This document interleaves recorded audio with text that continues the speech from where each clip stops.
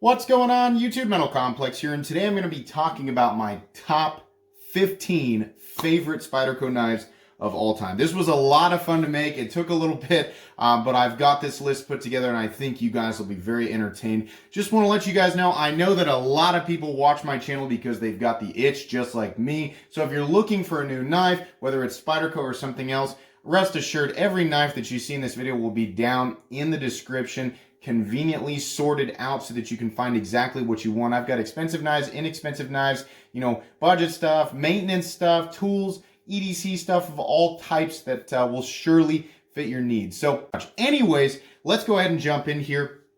So I realized that with all of the major flagship models, if you've never experienced Spyderco knives, not only do they have a lot of knives, they have a lot of really good, just excellent EDC knives. I did a video like, what's the deal with Spyderco knives? Because people look at them and they're like, oh, they're so weird and ugly. And then a lot of people, the first time they handle them, they're like, okay, wow, I get it, right? Spyderco has a lot of those knives, those aha kind of wow, I get it knives. So I had to put together a list of 15, but even with 15 knives, I knew there were still going to be people jumping on me. So I've got some honorable mentions here, knives that I have not handled from the Spyderco line, but that might make my list after I've handled them, because my top 15 are based on Spyderco knives I've actually handled. Most of those knives, by the way, will have full reviews on the channel. So if you're one of those people who doesn't like my iPad episodes, that's okay, I understand it. But I do have reviews of most of them that you can go watch me physically handle the knives and talk about them and give a full review. This is not a review, it's just a top 15. So without further ado, let's go ahead and jump into it. We'll start off with some honorable mentions.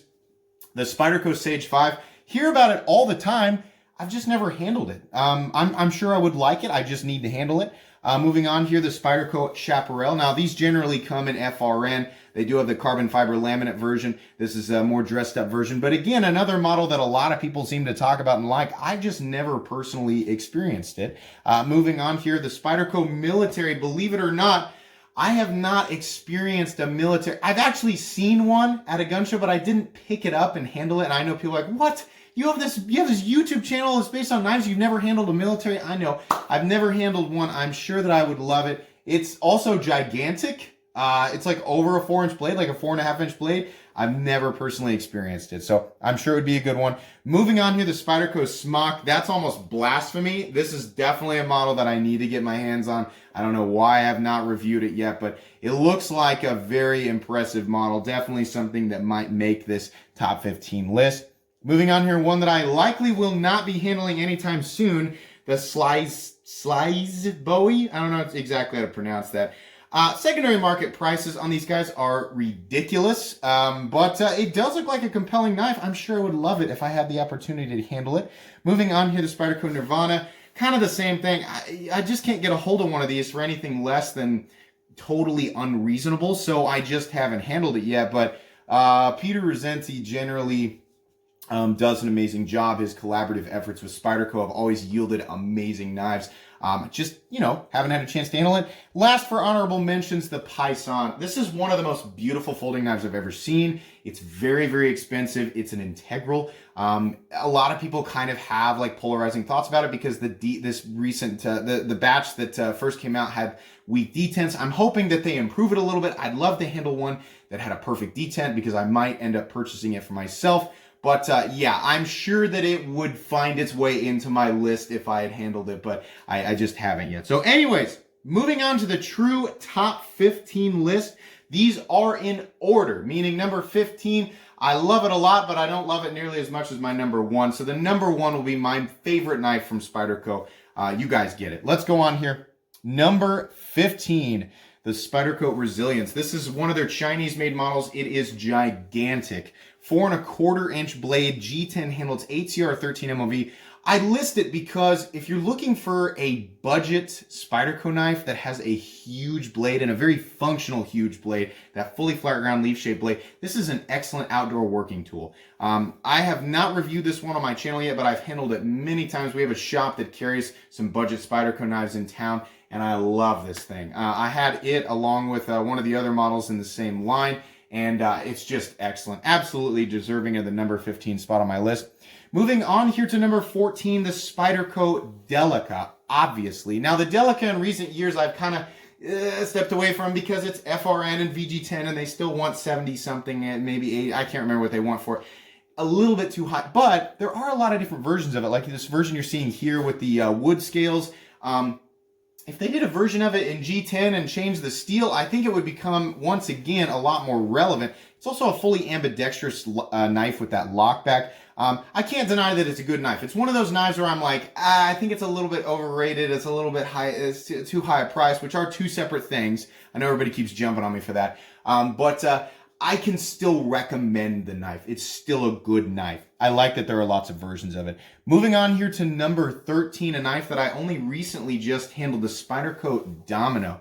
Man, I like this knife. It's basically a Manix 2 with a flipper tab. Now, it's one of the ones that's made in their Taichung, Taiwan plant, and it does have a carbon fiber laminate, which is not something that I like. But man, the rest of the knife is so good, and it has that really sweet... If you've never handled a Spyderco knife, generally the aha moment for people is when they wrap their hands around it and they go, oh my gosh, this thing is made for my hand. And they are. That's part of the reason why they don't have the best initial aesthetic appearance, is because all the lines are kind of wonky, you know, and then that mixed with the leaf-shaped blade and the hole, people are like, yeah, what is this, you know? But that's generally what draws people in. And this knife is no exception. It has perfect ergonomic lines mixed with the fidget factor of a flipper tab. Absolutely love that knife. Definitely deserving of the number 13 spot. Moving on here to number 12, a knife that might surprise a few people, the Techno 2. This more recent version is a little bit trimmed down from its chunkier predecessor. CTS XHP, a little bit thinner blade, a little bit more functional blade shape, but still has that little tank feel. I like little tank knives. This is a short, stubby little chunk of a knife. It's got cool green anodized titanium standoffs. It's not big T8 body screws, I think. It's a little titanium frame lock. It's not the most fidget friendly, the most, easy to access knife, but if you like little tank knives, I just found like a special place in my heart for this knife when I first handled it. I just thought it was so cool, this chunky little knife. And I know a lot of people out there like these, and it's definitely one of my favorites. Absolutely. Might not be everybody's favorite, but it's definitely one of mine. Moving on here to number 11. The Spyderco Native 5. I recently listed this as one of the most underrated folding knives that are out there. The problem with it is it still runs it runs around $140. It's G10 and a steel lockback and S30V. This is one of the smallest knives that I enjoy because I can get my hands all the way around it. It's very easy to carry, fully ambidextrous, has tip up, tip down, right or left-handed carry pocket clip positions. It's just awesome. You know, if you don't want an overly cumbersome knife, but you still want a premium USA-made product, the Native 5 is one of their Golden Colorado knives. So it's good for so many reasons. If you can get around the price tag, I think it's an excellent knife. Moving on here to number 10, a knife that I have not reviewed on this channel but handled before is the Spyderco Southern. I don't think these are readily available anymore. I think they might be discontinued. If Spyderco had a Hinderer XM18, this would be it. This is kind of one of their, it's definitely still EDC friendly. It's still pocket friendly, but it's a more robust titanium frame lock and it's a flipper. You still get that thumb hole. It's even got an over travel stop. You can see there it's built into the pivot. This is my favorite version, the all black version. These were pretty expensive, but not nearly as expensive as some of the other titanium frame locks that were in competition with it at the time. I believe these were I think I'd see there, CTS XHP. I love CTS XHP. This is a Taichung Taiwan model. Awesome model. I think a few of them are still floating around out there, but I think they're pretty hard to get at the moment. Definitely deserving of the number 10 spot on my list. Moving on here to number 9, the Spyderco Yojimbo 2. I love this knife for EDC, and I have reviewed it. This is the carbon fiber version in, what does it say there, 20 CV? Oh boy, I'd love to have that. The one I reviewed was G10 and S30V, and everybody was like, that's not an EDC knife, it's a self-defense knife. All right, fine, but it works really well for EDC. It does. It's such a weird shape. It's such a weird blade shape, that aggressive Warncliffe, but it does work well for EDC. It's definitely like fidget friendly. It's easy to flick. It's easy to manipulate. I told my buddy Ricky about this. I was like, dude, and he ended up with it actually. It's got the compression lock. It's USA made. It's cool and aggressive and fun, but it's also very convenient, and it does make a really good EDC cutting tool. Downsides, it has a very aggressive tip And also, it is super aggressive looking. I mean, this was designed as a self-defense tool, but it works really well as an EDC cutting tool as well. So people are going to tell you, you can't EDC that. It's a self-defense thing. No, you can EDC whatever you want as long as it's legal in your area. So that's definitely, in my opinion, deserving of the number 9 spot. Number 8, the Spyderco Manix 2 XL. I used to own the carbon fiber and S90V version of this and stupidly sold it.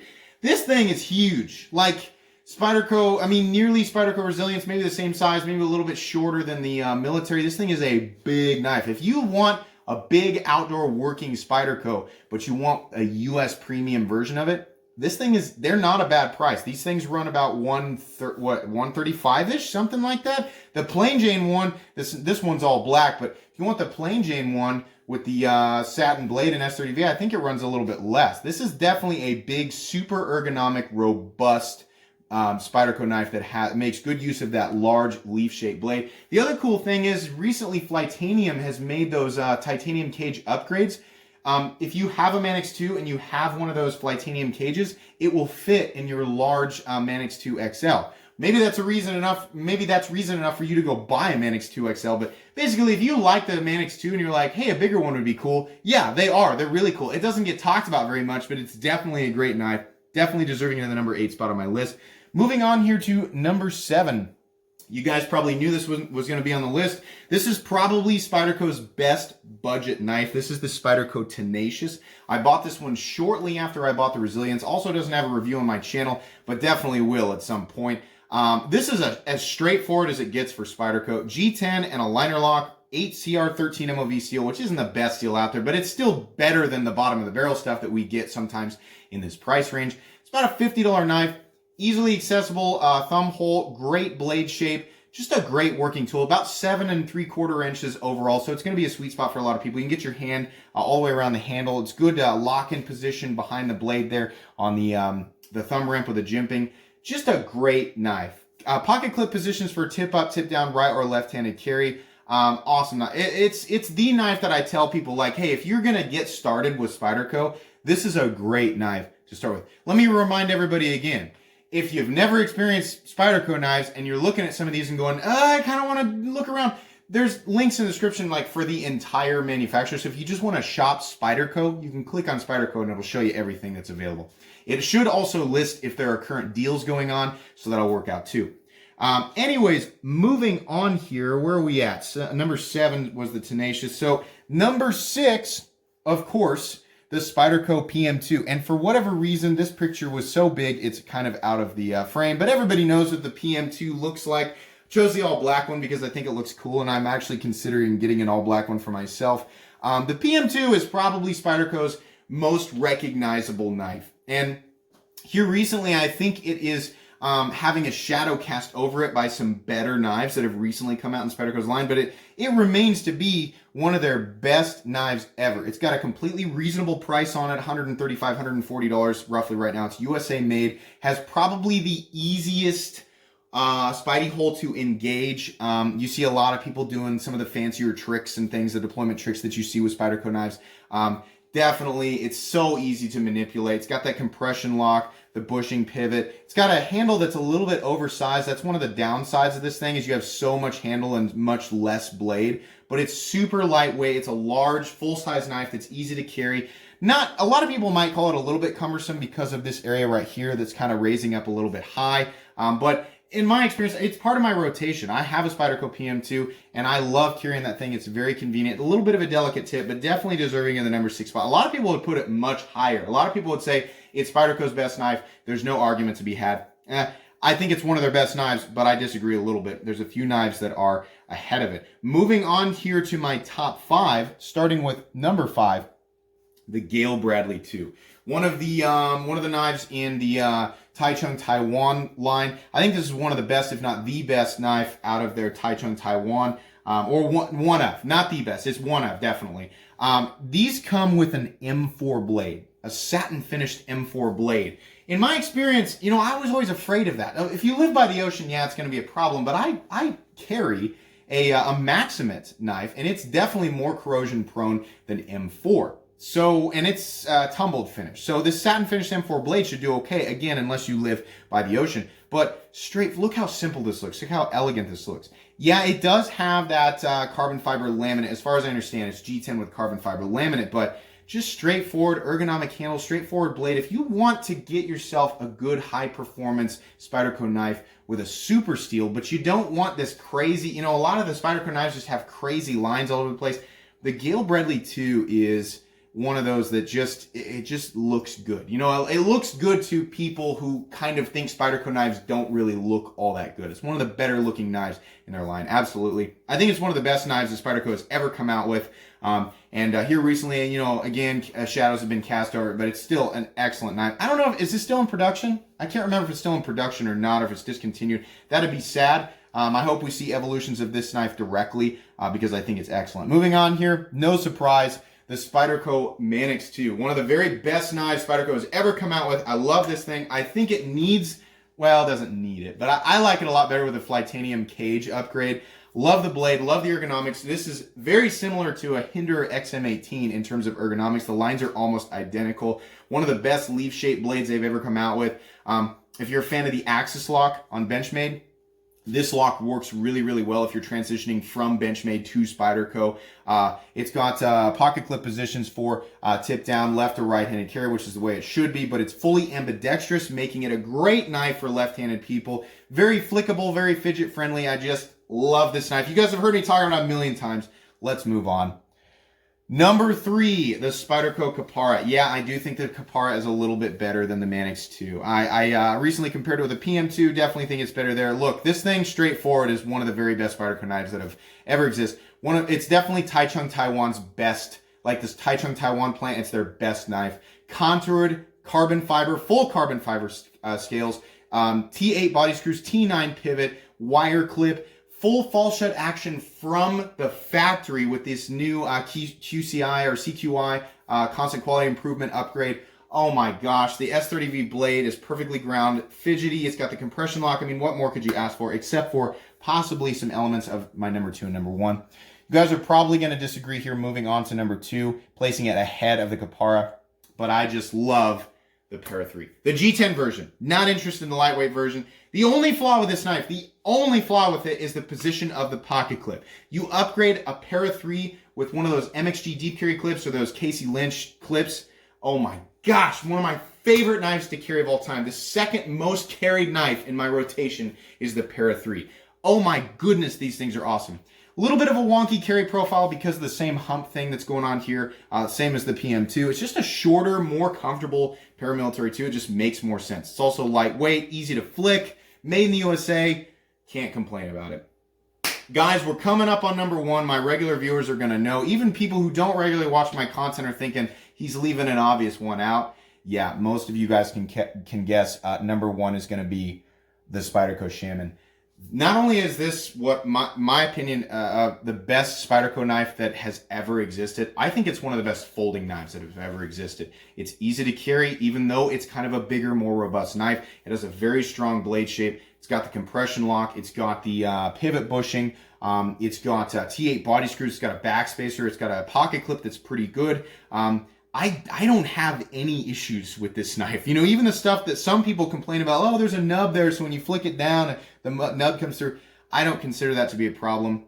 The Spyderco Shaman simply is one of the very best folding knives of all time. If Flytanium does titanium scales for this, I will crown it Excalibur. I'll send it off to have it textured, but I'll crown it Excalibur. I would love to get my hands on one of these Crewwear and Brown scales. I suppose one flaw with it, people say it's a little bit overpriced. You're going to pay about $185 for this thing. Fully USA made. One of the best examples of blade shapes that they've ever come out. I just love it. I could gush all day, but everybody's heard me gush about it. That's going to be pretty much it for my top 15 favorite Spydercos. Like I said, links in the description. If you have some shopping to do, just use my links. I would very much appreciate it. If you enjoyed this video, please leave a like. If you'd like to check out my other content, I do, of course, have lots of videos of knives that are either expensive or inexpensive that I do or don't like. So check those out. And if you enjoy all my content, go ahead and click on this Metal Complex logo right here and subscribe because there's definitely more content coming. Thanks again for watching, everybody, and have a great day.